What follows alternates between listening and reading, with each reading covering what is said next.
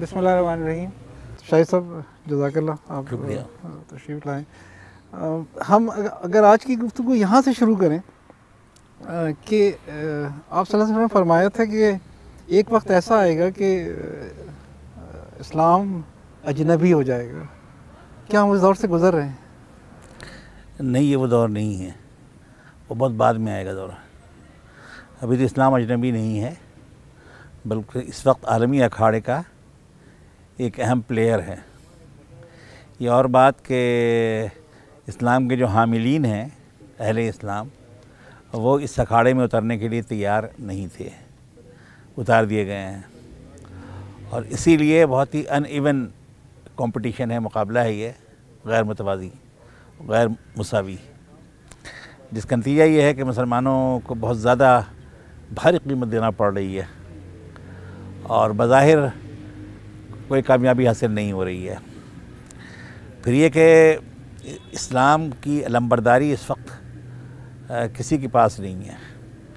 اصلاً تو مسلمان حکومتوں کا علمبردار ہونا چاہیے تھا. بدقسمتی سے قومی ریاستیں ہیں اور ان کے جو حکمراں ہیں الا ماشاء اللہ، وہ سب استعماری قوتوں سے یا تو خوفزدہ ہیں یا ان کے الائز ہیں، ان کے اتحادی ہیں، یا اس شعور سے عاری ہیں کہ وہ کچھ مختلف ہیں. تو اسلام اس وقت اجنبی نہیں ہے، میرے خیال وہ وقت دور ہے، اللہ ہمیں سے بچائے. لیکن یہ کہ کمزور ضرور ہے اور غربت کی حالت میں ہے. یعنی غربت ان معنوں میں کہ اس کے ساتھ کوئی نہیں ہے اور تنہا ہے. میرا خیال ہے مواقع تو ہیں کہ اس مقابلے کو ذرا اچھے انداز میں لڑا جائے، لیکن اس میں جہالت بھی رکاوٹ ہے اور سیاسی سیٹ اپ بھی رکاوٹ ہے اور مسلمانوں کے جو مذہبی طبقات ہیں ان کا آپس میں متفق نہ ہونا بھی رکاوٹ ہے. جو چیز حق پہ ہوتی ہے ہمیشہ فطری طور پہ شاید اس میں لگتا یہ ہے کہ اس کا تقاضا یہ ہوتا ہے کہ انسان فخر کے ساتھ رہے، اس کے ساتھ سر بلند کر کے ساتھ رہے. لیکن اس کے باوجود بھی ہم یہ دیکھتے ہیں کہ جو آج کا دور ہے اس میں اس مذہب کے ساتھ وابستگی ایک طرح کی بیک فٹ پہ لے کے آئی ہے اور اس طرح سے ہمیں وہ افادیت جو حق پہ ہونے کی وجہ سے فخر کے انداز میں دنیا میں مسلمان کو ہونا چاہیے تھا، وہ کہیں نظر نہیں آتا ہے. دیکھیے، آج سے 100 سال پہلے یعنی جنگ عظیم اول ختم ہوئی تھی اور مسلمانوں کی جو سب سے بڑی سلطنت تھی اور سب سے لمبے عرصے چلنے والی عثمانی سلطنت، جس کو خلافت عثمانیہ بھی کہتے ہیں، وہ درہم برہم ہو رہی تھی اور آخری چکی لے رہی تھی. تو اس وقت سارے مسلمان ملک استعماری قوتوں کے قبضے میں تھے، نہ صرف سیاسی قبضے میں بلکہ ذہنی اور نفسیاتی اور جذباتی قبضے میں بھی. اس وقت اسلام ایک بیچارہ سا دین تھا. خاص طور سے جدید پڑھے لکھے لوگوں میں، نوجوانوں میں مسلمان ہونا کوئی قابل فخر بات نہیں تھی. شاید بہت سے لوگوں کے لیے یہ شرمندگی بات تھی کہ مسلمان گھرانے میں پیدا ہو گئے ہیں. اور یہ بات کہ اسلام دنیا کی امامت کا طلبگار ہوگا اور دنیا کی تشکیل نو کا اس کا اپنا کوئی ایجنڈا ہے، یہ بات تو اجنبی تھی. لیکن پچھلے 100 سال کے عمل نے صورتحال بالکل بدل دی ہے. عام آدمی ممکن ہے کہ اسلام پر فخر نہ کرتا ہو، اگرچہ یہ بھی جزوی طور پہ ٹھیک نہیں ہے، لیکن بہت بڑا طبقہ مسلمانوں میں ایسا ہے جو آج اسلام پر فخر کرتا ہے اور ان میں نوجوان زیادہ ہیں. اور سوشل میڈیا نے تو ایک ایسا راستہ کھول دیا ہے کہ جس سے صرف برائی نہیں آ رہی ہے، جس سے کہ بھلائی کے پھیلنے کا بھی امکان پیدا ہو گیا ہے، اس سے بھی اندازہ ہوتا ہے. لیکن ساری جو مسلم آوازیں ہیں اور اسلام پر فخر کرنے والے لوگ ہیں، یہ بکھرے ہوئے ہیں، یہ اسٹریم لائن نہیں ہوئے ہیں، چینلائز نہیں ہوئے ہیں، مجتمع نہیں ہوئے ہیں. لیکن اب وہ دور نہیں ہے کہ کوئی فرد مسلمان ہونے پر شرمندہ ہو، اور ایسے لوگ اگر ہیں تو یہ ماضی کی یادگار تو ہو سکتے ہیں لیکن مستقبل کی وہ آواز نہیں ہے. ابھی آپ نے جو بات کی افغانستان کو دیکھ لیں اور پھر ایک لمبا عرصہ گزرا اس جد و جہد میں، اور پھر بالآخر ایک وقت ایسا آیا، یعنی کوئی میرا خیال ہے 1 ڈیڑھ دہائی کے بعد، کہ وہی لوگ جن کو دہشت گرد کہا جاتا تھا، دنیا دہشت گرد کے نام سے یاد کرتی تھی، اب ان کے ساتھ بیٹھ کے مذاکرات ہو رہے ہیں۔ اس صورتحال کے باوجود بھی دنیا میں ایسا کیوں نہیں نظر آتا کہ اب تو یعنی سر فخر سے بلند کیا جائے، تو ہم وہ نظریہ رکھتے ہیں جو واقعی دنیا کے لیے سب سے بہترین اور غالب ہونے کے لیے ہے۔ پہلی بات تو یہ کہ دہشت گرد قرار پانے کے بعد ہیرو قرار پانا یہ پہلی بار نہیں ہوا ہے۔ نیلسن منڈیلا کی مثال ہے، وہ دہشت گردی کے نظام میں قید تھے نا، پھر نوبل پرائز بھی ملا۔ یاسر عرفات کی مثال ہے، وہ بھی دہشت گرد تھے، پھر نوبل پرائز دیا گیا انہیں۔ تو بس لیکن ان کو نوبل پرائز اس لیے دیا گیا کہ وہ بیسیکلی سیکولر لوگ تھے۔ اس کا کوئی امکان نہیں ہے کہ افغانستان کی اس قیادت کو، جس کو طالبان کہا جاتا ہے، اسے کو نوبل پرائز دے، اس لیے کہ وہ اسلام کا نام لیتے ہیں۔ اصل مسئلہ یہ ہے کہ مسلمانوں کی کامیابی اور ناکامی کا کوئی وارث نہیں ہے، نہ کوئی ناکامی کی ذمہ داری قبول کرتا ہے اور نہ کامیابی کا تاج سر پہ سجاتا ہے۔ اور ابھی جو افغانستان میں جو ہوا ہے وہ تو اس لیے ہوا ہے کہ وہاں کا جو صدر ہے وہ کاروباری آدمی ہے، وہ جان چھڑانا چاہتا ہے۔ کہتے ہیں کہ کئی $1 ٹریلین افغانستان کی جنگ میں ان کے جل گئے مختلف طریقوں سے۔ اب افغانستان میں 2 بڑی جنگیں لڑی گئیں، سوویت یونین کے خلاف اور امریکہ کے خلاف، اور دونوں میں افغانستان کے لوگوں کو کامیابی ملی۔ پہلی جنگ میں تو افغانستان کو کامیابی تو ملی سوویت یونین کو نکالنے میں، لیکن وہ کامیابی ان کی مثبت معنوں میں کامیابی نہیں بن سکی اور عدم استحکام کا شکار رہے وہ۔ اور مجھے نہیں معلوم کہ اب بھی یہ جو کامیابی ہے ان کے یہاں استحکام اور امن لا سکے گی، نہیں لا سکے گی، کس صورت میں لائے گی۔ فی الحال تو اس کا حاصل یہ ہے کہ امریکہ وہاں سے نکل جائے گا، وہ ان کو جان چھڑانی تھی وہ چھڑا رہے ہیں۔ نہیں، میرے سوال کا اصل میں موضوع میں سمجھ رہا ہوں کیا۔ تو اب اس کو کون منائے؟ افغانستان میں دونوں جنگیں لڑی گئی ہیں، اس کے کا اصل ہیرو پاکستان ہے میری نگاہ میں، اصل ہیرو پاکستان ہے، سوویت یونین کی شکست میں بھی اور امریکہ کا وہاں نکلنے میں بھی۔ لیکن مسئلہ یہ ہے کہ پاکستان تو کھل کر کبھی اس میں شامل نہیں ہوا، بلکہ ظاہری طور پہ تو وہ امریکہ کا الائی تھا، ساتھی تھا۔ تو وہ کیسے کلیم کر سکتا ہے کہ ہم نے امریکہ کو سے نکالا ہے؟ دنیا کا اور مسلمان ملک کو کسی دلچسپی نہیں ہے، تو اسے کون سیلیبریٹ کرے گا؟ اور یہ حکومتی سطح پر ہی سیلیبریٹ کر سکتے ہیں۔ کوئی پارٹی کر لے، کوئی فرد کر لے، تو اس کی وہ حیثیت نہیں ہوگی۔ ہاں، وقت کے ساتھ ساتھ جب تاریخ لکھی جائے گی تو تاریخ کا ایک بیانیہ یہ بھی ہوگا، اگرچہ کہ تاریخ کبھی آبجیکٹیو نہیں ہوتی اور ہو بھی نہیں سکتی۔ ہر آدمی اپنے زاویہ نگاہ سے تاریخ دیکھتا ہے، لکھتا ہے، تشریح کرتا ہے، سمجھاتا ہے۔ اور جو کہتے ہیں کہ بھئی تاریخ درست نہیں لکھی گئی، تاریخ یہ درست ہے، یہ بالکل فضول بات ہوتی ہے۔ تاریخ ہمیشہ سبجیکٹیو ہوتی ہے اور سبجیکٹیو ہی رہے گی۔ اگر دوسری جنگ عظیم میں ہٹلر جیت گیا ہوتا تو کیا دنیا کی تاریخ وہی لکھی اور پڑھائی جا رہی ہوتی جو اس وقت لکھی اور پڑھائی جا رہی ہے؟ یقیناً مختلف ہوتی ہے اس سے، حالانکہ واقعات تو وہی تھے۔ تو افغانستان کے بارے میں میرا خیال یہ ہے کہ اگر وہاں قدر استحکام آ جائے اور امن قائم ہو جائے اور افغانیوں کی آزادی برقرار رہ سکے، تو جو تاریخ لکھی جائے گی اس میں اس کو سیلیبریٹ کیا جائے گا۔ اور آخری بات اس سسٹم یہ ہے کہ کبھی کوئی آپ کا مخالف نہیں چاہے گا کہ آپ کو کوئی کامیابی ملی ہو تو آپ اس کامیابی کی لذت سے آشنا ہو سکیں۔ ان کی کوشش ہوگی کہ کامیابی مل بھی گئی ہے تو آپ اس کے لذت سے آشنا نہ ہو اور اس سے جو اعتماد آپ کے اندر پیدا ہوتا ہے وہ پیدا نہ ہو سکے۔ تو افغانستان کے معاملے میں بھی یہ فیکٹر کام کر رہا ہے۔ بتائیے کہ جو کامیابی ہے وہ کیا فرد اون کرے تو کامیابی ہے، یا نظریہ بھی تو کامیاب ہو رہا ہوتا ہے؟ ایک نظریہ کامیاب ہے اور نظریہ بذات خود اس کو اون کر رہا ہوتا ہے۔ دیکھیں، کامیابی تو ایک تو پھر کہوں گا کہ سبجیکٹو چیز ہے۔ کامیابی کا تعلق اس ٹارگیٹ سے جو آپ نے طے کیا ہو۔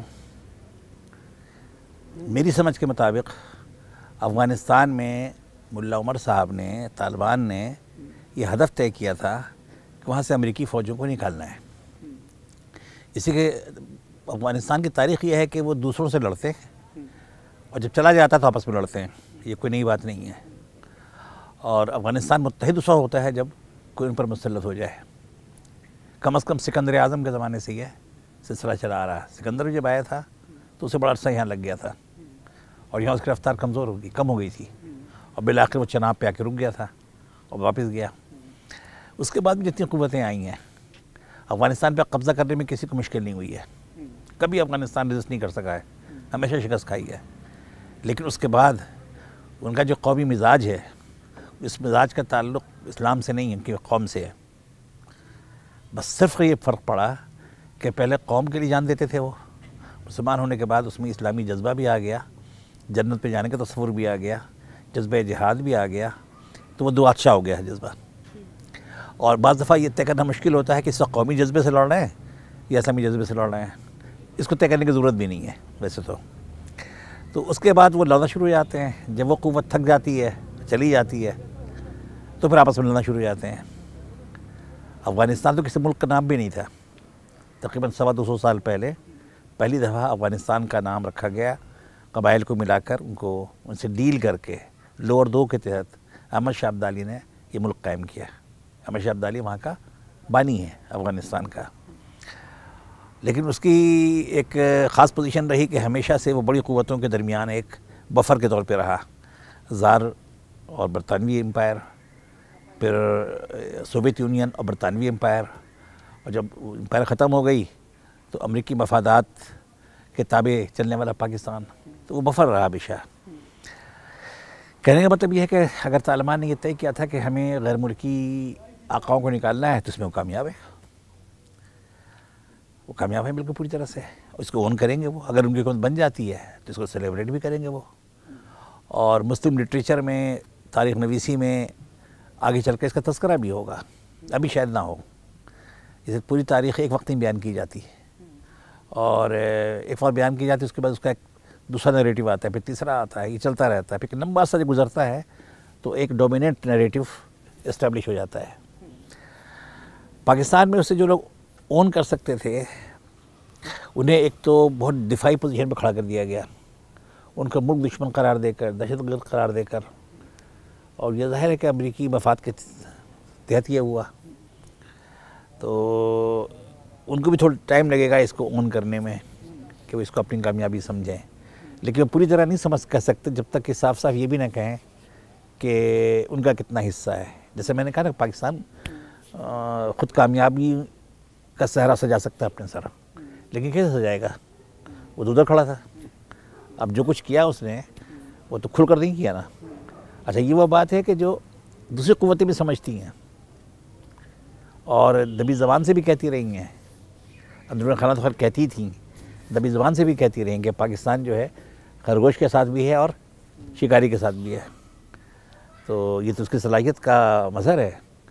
تو میں تو ان لوگوں میں شامل ہوں جو افغانستان کے موجودہ معاہدے کو، اگر یہ کامیابی ہے اور کامیابی ہے، تو اس کا کریڈٹ نہ صرف افغانستان کے طالبان کو دیتا ہے بلکہ پاکستان کو بھی دیتا ہے، تو باقی اس کا اظہار وقت کے ساتھ ساتھ ہوگا۔ اس میں ایک اور بات میں اضافہ کر دوں کہ مسلمانوں کی بدقسمتی یہ رہی کہ ایک طویل عرصہ گزرا کہ مسلمانوں کو کوئی محسوس عسکری کامیابی نہیں ہونے دی گئی، اور اگر ہوئی تو اس کو سیلیبریٹ نہیں کرنے دیا گیا ٹھیک سے۔ سب سے بڑی کامیابی جو مسلمانوں کو حاصل ہوئی ہے گزشتہ ایک صدی میں، وہ تو مسلمان علاقوں کا آزاد ہونا ہے استعماری قوتوں سے، دوسری جنگ عظیم کے بعد جو آزادی، یہ سب سے بڑی کامیابی ہے۔ لیکن اس کے بعد کوئی بڑی کامیابی ان کے سر پہ تاج بنا کر نہیں آنے دی گئی۔ سوویت یونین چلا گیا اگر، تو اس کا کریڈٹ بھی مغرب نے اپنے سر لے لیا کہ وہ اگر نہ آتے تو یہ کامیابی نہ ملتی، حالانکہ یہ تو کامیابی ملنا شروع ہو گئی تھی تب وہ آئے تھے۔ اور ابھی جو امریکہ کے خلاف ہوا ہے، ایک تو امریکہ کا مخالف کوئی کیمپ نہیں ہے جو اسے بنائے، اور باقی جیسا میں نے کہا کہ کوئی ملک نہیں ہے جو کریڈٹ لے کہ ہاں ہم نے بھی اس میں حصہ ادا کیا ہے، لہذا وقت انتظار کرنا چاہیے، اور یہ بھی دیکھنا پڑے گا کہ اس کے بعد افغانستان میں آگے کیا ہوتا ہے۔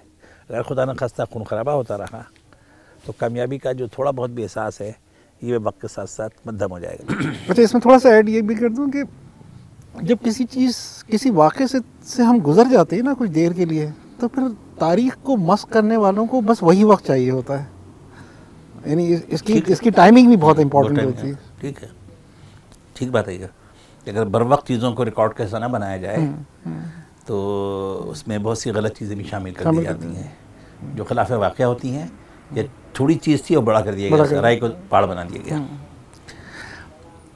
دیکھیے اس وقت میرے خیال میں امت مسلمہ کی ضرورت یہ ہے کہ سب سے پہلے تو اسے احساس دلایا جائے کہ وہ چاہے کتنی ہی مغرب زدہ ہو جائے اور کتنے ہی سرمایہ دارانہ نظام کا اختیار کر لے، اس کی جان نہیں چھوٹ سکتی۔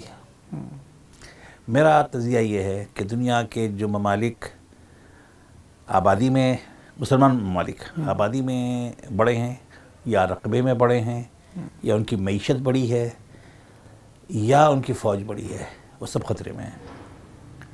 جو عالمی استعماری قوتیں ہیں انہوں نے 4 فیکٹرز والے مسلمان ملکوں کو ڈنٹ ڈالنا ہے۔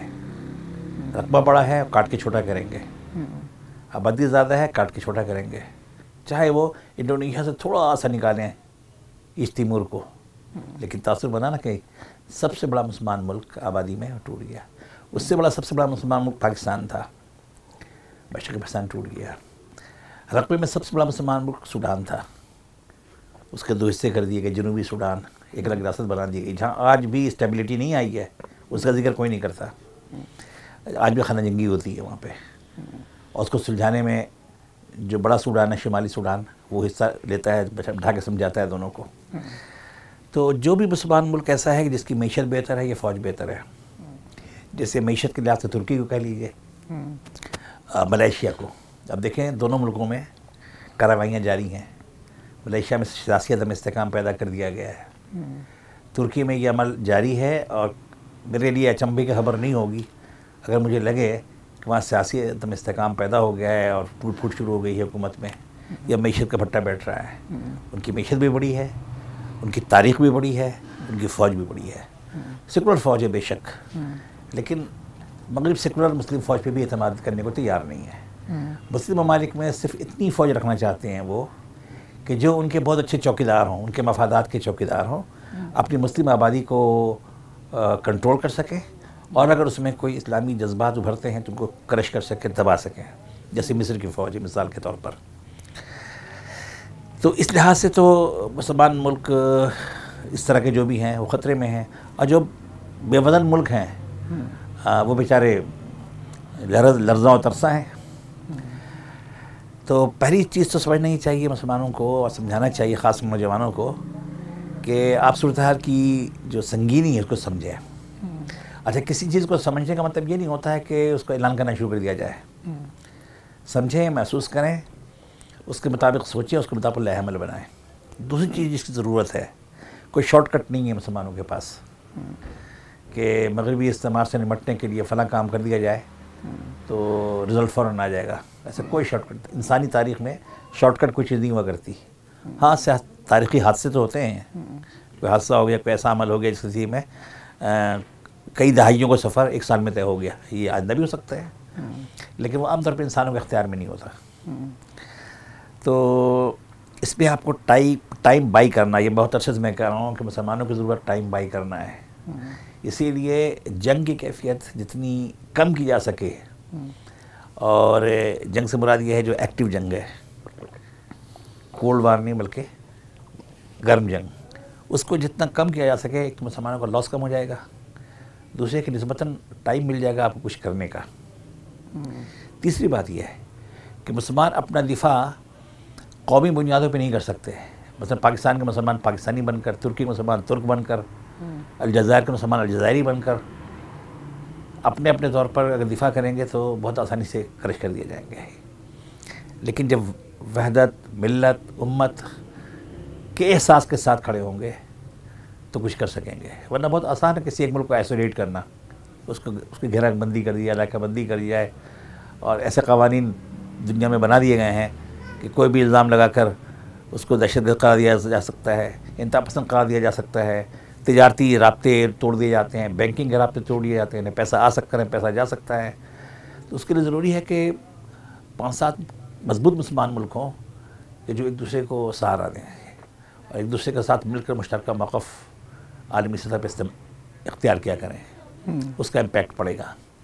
اس کو روکنے کی بڑی کوشش ہو رہی ہے، بات لمبی ہو رہی ہے، لیکن میں اپنی بات سمجھانے کے لیے عرض کرنا چاہتا ہوں کہ جب مصر میں ڈاکٹر محمد مرسی صاحب منتخب ہو کر آئے تو مصر کی تاریخ میں پہلے اور ابھی تک کے آخری منتخب جمہوری صدر ہیں، اور میں تو ان کو بہت بڑا آدمی سمجھتا ہوں، اسلامی لحاظ سے بھی، جمہوری لحاظ سے بھی، جدید دور کے لحاظ سے بھی۔ وہ ایسا وقت تھا کہ جب ترکی اور مصر میں بہت قربت پیدا ہونی شروع ہو گئی تھی۔ تاریخی طور پر عرب اور ترک ایک دوسرے سے لڑتے رہے ہیں، 20ویں صدی تک لڑے ہیں۔ تو وہ موقع ایسا تھا کہ عربوں میں ترکوں کے خلاف اور ترکوں میں عربوں کے خلاف نفرت بہت کم ہو گئی تھی۔ غزہ میں اور مصر میں لوگ ترکی کے صدر کے پوسٹر لے کے اگر مظاہرے کرتے تھے تو یہ بہت بڑا انقلاب تھا۔ باقاعدہ سازش کر کے ترکی کو بدنام کیا گیا وہاں پر، اور وہاں فوج سے تختہ لٹوا کر مرسی کی حکومت کو ختمہ کیا گیا۔ اس وقت میری رائے یہ تھی کہ یہ دونوں دوست بن جائیں، پاکستان کو شامل کریں، آن بورڈ لیں، اور سعودی عرب سے ریکویسٹ کریں کہ آپ بھی آ جائیے ادھر ہی۔ تو یہ 4 مسلمان ملک اگر کسی بھی دور میں ایک پیج پر آ گئے، ایک دوسرے کا ہاتھ پکڑ لیا، تو تاریخ کا دھارا رخ بدلنا شروع کر دے گا۔ بہت خطرات ہوں گے، بہت مشکلات ہوں گی، لیکن جو بہت زیادہ عدم توازن ہے اس وقت، اس عدم توازن میں کمی ہو جائے گی۔ دوسری کوشش ابھی حال میں ہوئی تھی، ترکی اور پاکستان اور ملائیشیا، قطر، ایران، ان کو ملا کر کوئی بلاک بن جائے۔ ہاں، تو ان کے خلاف ایسا وار کروایا گیا کہ پاکستان جیسا ملک بھی اس سے باہر رہنے پر مجبور ہو گیا۔ ایران کو تو شیعہ کہہ دیا جاتا ہے، تو ویسے ہی متون ہو جاتا ہے۔ قطر بہت چھوٹا سا ملک ہے بیچارہ۔ ملائیشیا میں کیا کیا گیا کہ تختہ لٹایا گیا۔ میں تختہ اٹھانا کہتا ہوں، یعنی یہ نارمل عمل نہیں ہے۔ میرے پاس کوئی باقاعدہ کوئی ثبوت تو نہیں ہے، لیکن میرا وجدان یہ کہتا ہے اور میری تجزیہ یہ کہتا ہے کہ وہاں مہاتر محمد کی حکومت ختم کرنے کے لیے باہر سے بہت کچھ کیا گیا ہے۔ ہو سکتا ہے کہ پیسے کی بھی ریل پیٹ کروائی گئی ہو اور دباؤ بھی ڈالا گیا ہو، بشمول وہاں کے بادشاہ کے اور بشمول وہاں کی اسمبلی کے ارکان، پارلیمنٹ کے ارکان کے۔ ورنہ کوئی سبب نہیں تھا کہ مہاتر محمد کے اپنی پارٹی کے لوگ، مہاتر محمد کوئی ہلکا آدمی نہیں ہے، وہ کسی اور سے چلے گئے، اور جب آخر میں پھر یہ ہوا کہ انہوں نے ثابت کر دیا کہ اکثریت ان کے پاس ہے، ان کا جو اتحاد ٹوٹ گیا تھا وہ دوبارہ ایک ہو گیا، اور بادشاہ کی بات بتا دی گئی۔ اس کے باوجود بادشاہ نے مہاتر کو نامنیٹ کرنے کی بجائے ان کی پارٹی سے بغاوت کر کے جانے والے محی الدین صاحب کو نامنیٹ کیا ہے۔ تو یہ تو ظاہر ہے دشمن تو یہی کرے گا، مخالف تو یہی کرے گا۔ ان سب چیزوں کے باوجود مسلمانوں کو اپنے اہداف بھی سامنے رکھنے چاہیے۔ جلدی شارٹ کٹ کوئی نہیں ہے، لانگ ٹرم آپ کو ٹائم بائی کرنا ہے، اختلافات ختم کرنے ہیں، اور کچھ کم سے کم منیمم اتحادی نکات پر سب کو جمع ہونا ہے۔ تو میں یہ عرض کر رہا تھا کہ خیر و شر کی کشمکش سے دنیا کی تاریخ آگے بڑھتی رہی اور بڑھتی رہے گی۔ آپ دیکھیں کبھی ایسا نہیں ہوا کہ خیر اتنا غالب آ گیا ہو کہ شر کا نام نشان مٹ گیا ہو، اور کبھی ایسا نہیں ہوا کہ خیر اتنا غالب آ گیا ہو کہ شر کے دوبارہ آنے کا امکان ہی ختم ہو گیا ہو۔ شاید قیامت کے آس پاس ایسا ہو جائے، بعض روایتوں میں ذکر بھی آتا ہے کہ دنیا میں صرف شر رہ جائے گا، تو اس وقت تک تو خیر کا کیمپ بھی آباد رہے گا اور شر کا بھی، اور دونوں کو ایک دوسرے سے مزاحم رہنا ہے، ایک دوسرے سے مسابقت کرنی ہے، ایک دوسرے سے کشمکش کرنی ہے۔ کبھی خیر آگے بڑھ جائے گا، کبھی شر آگے بڑھ جائے گا، یہ سلسلہ چلتا رہے گا۔ اصلاح کے بعد بگاڑ، بگاڑ کے بعد اصلاح، یہ مسلسل چلتا رہے گا۔ لہٰذا دنیا کے حالات خراب دیکھ کر یا اسلام کے حوالے سے خراب دیکھ کر میں مایوس نہیں ہوتا ہوں۔ افسوس ہوتا ہے کہ اس کے بعد بھی، اس مار کے بعد بھی لوگوں کی آنکھ نہیں کھل رہی ہے، اس پہ تو افسوس ہوتا ہے۔ یا جو اہل دین کا، اہل اسلام کا نقصان ہوتا ہے اس پہ دل دکھتا ہے، بلکہ عالم انسانیت کو نقصان پہنچ رہا ہے اس پہ میرا دل دکھتا ہے۔ میں تو انسانیت کو اللہ کا خاندان سمجھتا ہوں، کنبہ سمجھتا ہوں۔ ایک حدیث میں کہا بھی گیا ہے کہ مخلوق اللہ کا کنبہ ہے، فیملی ہے۔ تو اگر عام آدمی کا بھی نقصان ہوتا ہے، انسانیت کو نقصان ہوتا ہے، تو مجھے تو اس کا بھی افسوس ہوتا ہے، دل دکھتا ہے، لیکن مایوس میں نہیں ہوتا ہوں، اس لیے کہ اللہ تعالیٰ نے کہیں میری ذمہ داری یہ نہیں لگائی ہے کہ میں کسی چیز کو کر کے دکھا دوں۔ یہ تو پہلی بات ہوئی کہ خیر و شر کی کشمکش ہے، اسی کا یہ مظہر ہے سارا۔ چلتا رہے گا سلسلہ. دوسری بات جو آپ نے کہی کہ اس دنیا میں کچھ قوانین ہیں فطری قوانین ہیں، کچھ قوانین معاشرتی ہیں، کچھ ناکامی اور کامیابی کے قوانین بھی ہیں. مثلا ایک کسان فصل لگانے کے موسم میں فصل نہ لگائے، بارش بھی ہو، کھاد بھی رکھی ہوئی ہو، بیج بھی ہو، کچھ نہ کرے، یا اٹھا اور بیج سے بکھیر دیا بس، اب کے سو گیا. اور 3 مہینے 4 مہینے کے بعد جو فصل کاٹنے کا وقت ہے تو آئے دیکھے کچھ بھی نہیں ہے، یہاں پہ تو جھاڑ جھنکار ہیں. تو یہ نہیں کہہ سکتا کہ میرے ساتھ ناانصافی ہوئی. اس کے برعکس دوسرا کسان چاہے وہ مشرک اور کافر اور اسلام دشمن بھی ہو، اس نے محنت کی، وہ فصل کاٹے گا. اسرائیل نے محنت کی. اسرائیل جب بنا تھا 1947 میں تو اس کا بہت بڑا حصہ ریگستان تھا. آج وہ ریگستان نہیں ہے، کھیت ہیں، باغ ہیں. انہوں نے بدل دیا، بلکہ بڑا انقلاب پیدا کر دیا انہوں نے اریگیشن میں. یہ ڈراپ اریگیشن جو ہے کہ ایک درخت کو یا پودے کو اتنے ہی قطرے ملنے چاہیے جس اس کی ضرورت ہے، پانی ضائع نہ ہو. اس میں بہت کام کیا ہے، دنیا سے سیکھ رہی ہے. تو اس کو فصل مل رہا ہے، فصل ان کو اس کی مل رہی ہے. یہاں مسلمانوں کا اگر حال یہ ہو کہ ایک دوسرے کے پیٹھ میں چھری گھونپ رہے ہوں. حماس کا سب سے بڑا دشمن کون اسرائیل تھوڑا ہی ہے. یہ اہل روغن ہیں، تیل والے.